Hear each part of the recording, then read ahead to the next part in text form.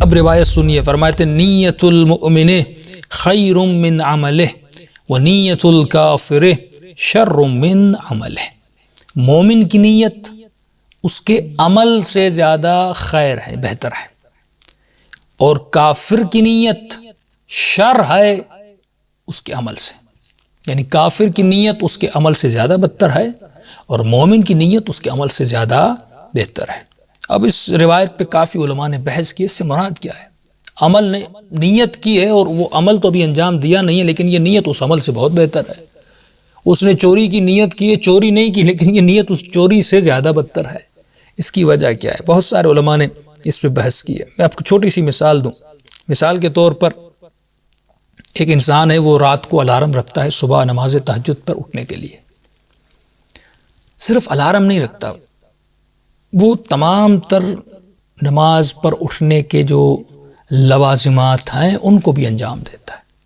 مثال کے طور پہ پوچھا جاتا تھا علماء سے اور معصومین سے کہ ہم کیا کریں صبح جلدی اٹھیں نماز پر؟ بس رات کا کھانا ہلکا کھایا کرو، تھوڑے سے پھل کھایا کرو، فروٹ کھایا کرو، رات کو جلدی سو جایا کرو تاکہ صبح تمہاری آنکھ کھلے۔ مفاتی میں بہت ساری ایسی آیتیں اور اعمال ہیں نماز تہجد پر اٹھنے کے لیے، وہ اعمال پڑھا کرو۔ اس نے اعمال بھی پڑھے، مثلا اس نے الارم بھی رکھا، اس نے کھانا بھی ہلکا سا کھایا اور رات کو جلدی بھی سو گیا تاکہ میں صبح اٹھوں۔ دیکھیے انسان کتنا بدبخت ہے، انسان کتنا بے عقل ہے۔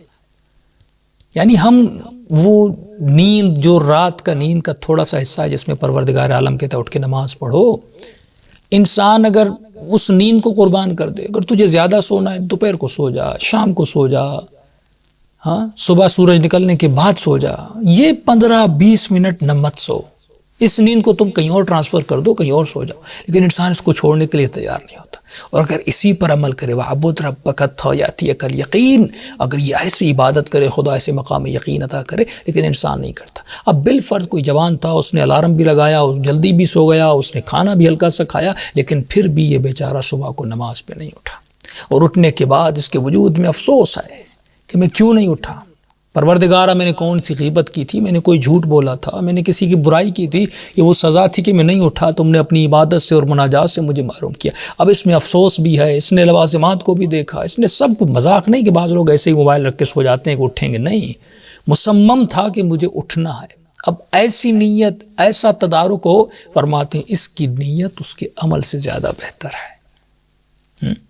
اب اس کو سمجھنے کے لیے مرحوم علامہ مجلسی 12 جوابات دیتے ہیں اس کے بارے میں کہ کافر نیت کرے اس کی نیت اس کے عمل سے بدتر ہے، مومن نیت کرے اس کی نیت اس کے عمل سے بہتر ہے۔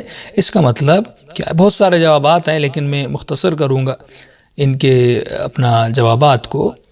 اس کا ایک جواب مرحوم محقق طوسی نے دیا ہے، وہ فرماتے ہیں اس کی نیت اس لیے اس کے عمل سے بہتر ہے کیونکہ نیت بمنزلت روح ہے اور عمل بمنزلت جسد ہے۔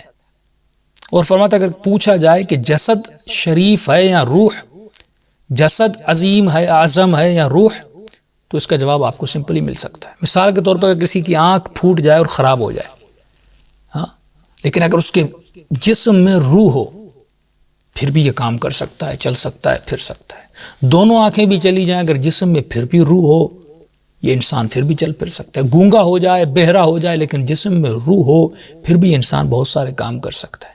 لیکن اگر آنکھیں سالم ہوں، دانت سالم ہو، بہرا بھی نہ ہو، اندھا بھی نہ ہو، سب کچھ اس کا صحیح سالم ہو، لیکن اگر جسم میں روح نہ ہو تو اس جسم کی کوئی قیمت نہیں، 2 دن سے زیادہ کوئی رکھے گا نہیں، اس کو جا کے دفن کر کے آ جائیں گے۔ اس سے پتہ چلتا ہے کہ روح بہت زیادہ شریف ہے۔ اگر روح ہو تو جسم کی اہمیت ہے، یعنی روح ہے تو جسم کی اہمیت ہے، اگر روح نہیں ہے تو جسم کی کوئی اہمیت نہیں۔ فرماتے بالکل اسی طرح نیت جو ہے وہ بمنزلت روح ہے اور عمل جو ہے بمنزلت جسد ہے۔ نیت ہوگی تو عمل ہوگا نا، اگر نیت نہیں ہے تو عمل کہاں سے انجام دے گا؟ اسی لیے فرماتے ہیں نیت شریف ہے اور بہتر ہے اس کے عمل سے۔ لیکن ایک جواب جو خود علامہ مجلسی فرماتے ہیں، وہ فرماتے ہیں کہ نیت جو ہے وہ اصل عمل سے بہتر ہے، کیونکہ اچھی نیت اچھے باطن سے نکلتی ہے۔ اگر اس کا اندر باطن اچھا نہ ہوتا، اس کے اندر سے اچھی نیت نہ نکلتی۔ اور باطن کو اچھا کرنا، صاف کرنا، صحیح کرنا، جس میں صرف جلوہ پروردگار عالم ہو، یہ بہت مشکل کام ہے، یہ آسان کام نہیں ہے۔ اور جس نے اتنا محنت کر کے اپنے باطن کو اچھا بنایا ہے، اب اس سے ہمیشہ اچھی نیت نکلیں گی. اور یہ باطن کو اچھا بنانا، کیونکہ ایک مرتبہ آپ اچھا عمل کرتے ہیں پھر گناہ کے پیچھے چلے جاتے ہیں، اچھا نماز پڑھتے ہیں، زیارت پہ جاتے ہیں، کربلا جاتے ہیں، لیکن باطن آپ کا پاک نہیں ہے، باطن نجس ہے، تو اس عمل کا کیا فائدہ؟ کوئی فائدہ نہیں، آپ پھر گندگی کی طرف چلے جائیں گے. لیکن یہ خود تمیز باطن، باطن کو صاف کرنا، باطن کی صفائی کرنا، باطن کو پاک و پاکیزہ کرنا، وہ شکل جو میرے ہاتھ میں ہے، میں اپنی انٹرنل شکل بنا سکتا ہوں، اس شکل کو، اس ڈھانچے کو اگر میں نے اچھا بنا دیا، اب اس سے ہمیشہ یہ منبع اور مرکز ایک کارخانہ میں نے بنا دیا نا، اب اس کارخانے سے ہمیشہ اچھی نیتیں نکلیں گی. تو یہ کارخانہ زیادہ ویلیوبل ہے کیونکہ یہاں سے اچھی نیت نکل رہی ہے. اور اس کے برعکس اگر کسی کے اندر کارخانہ گندا ہے، اس کے باطن میں نجاست اور وحشی پنا اور درندگی اور ظلمت اور شہوت پڑی ہوئی ہے، اس کے اندر سے ہمیشہ گندی نیتیں نکلیں گی. اور یہ نیت کیونکہ ہزار عملوں کو جنم دے سکتی ہے، لہٰذا یہ نیت اس ایک عمل سے بہت زیادہ بدتر ہے. تو جب تک انسان اپنے باطن کو پاک نہ کر دے تب تک انسان کی نیت اچھی ہے. منافقین جتنے بھی تھے آپ دیکھتے تھے، یہ منافقین عمل تو کرتے تھے لیکن اللہ کے لیے اور دین کے لیے نہیں، بلکہ دھوکہ دینے کے لیے.